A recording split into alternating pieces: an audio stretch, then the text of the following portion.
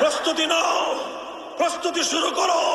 College, university, সকল স্তরের ছাত্র জনতা হাতে হাত রাখো। ইসলামী জনতা ঐক্যবদ্ধ হও। বাংলার মাটির অনিবার্য বিপ্লব হবে ইসলামী বিপ্লব। আগামীর বাংলাদেশ হবে ইসলামের বাংলাদেশ। শাসনতন্ত্র হবে ইসলামের শাসনতন্ত্র।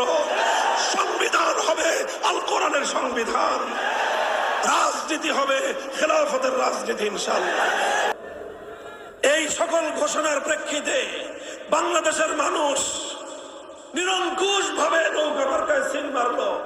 1970-এর নির্বাচনে তারা এককভাবে সংখ্যাগরিষ্ঠতা পেলেন, ক্ষমতায় যাওয়ার বন্দোবস্ত হয়ে গেল। শাসক গোষ্ঠী শেখ মুজিবুর রহমানের নেতৃত্বে আওয়ামী লীগের কাছে তারা ক্ষমতা দিল না। না দিয়ে কি করলো? 71 সালের 25শে মার্চ ভয়াল কালো রাত্রিতে বাংলাদেশের মানুষের উপর বর্বর হত্যাযজ্ঞ চালানো। 26শে মার্চ পরের দিন বাংলাদেশের মানুষ স্বাধীনতার যুদ্ধে ঝাঁপিয়ে পড়ল। 9 মাস রক্তক্ষয়ী মুক্তিযুদ্ধ হলো। 71-এর 16ই ডিসেম্বর পশ্চিম পাকিস্তানি খান পাঠানদেরকে পরাস্ত করে বাংলাদেশ স্বাধীনতা লাভ করলো। আর এই 9 মাস শেখ মুজিবুর রহমান সাহেব পাকিস্তানের জেলে বন্দিত্ব বরণ করলেন, আপ্যায়িত হলেন। 9 মাসের বন্দিত্ব এবং আপ্যায়নের শেষে তিনি মুক্ত হলেন। মুক্ত হয়ে তিনি পাকিস্তান থেকে সোজা বাংলাদেশে আসেন নাই, গেলেন লন্ডনে। তারপরে দেখা হলো শ্রীমতী ইন্দিরা গান্ধীর সাথে। ভারতের প্রধানমন্ত্রী শ্রীমতী ইন্দিরা গান্ধী শেখ মুজিবুর রহমান সাহেবের কাছে প্রেসক্রিপশন ধরায় দিলেন। কি প্রেসক্রিপশন?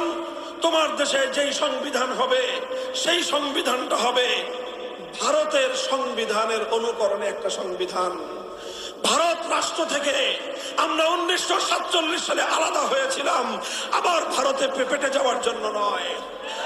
এই বাংলার মুসলমানরা বাড়ির কাছের কলকাতা, বাড়ির কাছের দিল্লি, চতুর্দিকের ভারতকে লাঠি মেরে 2000 মাইলের দূরের পাকিস্তানিদের সঙ্গে গাঁটছড়া বেঁধেছিল।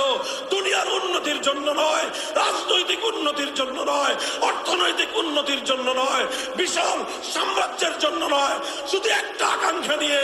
সেই আকাঙ্ক্ষা হবে সংবিধান হবে আল কোরআনের সংবিধান, রাষ্ট্র হবে ইসলামী হুকুমত।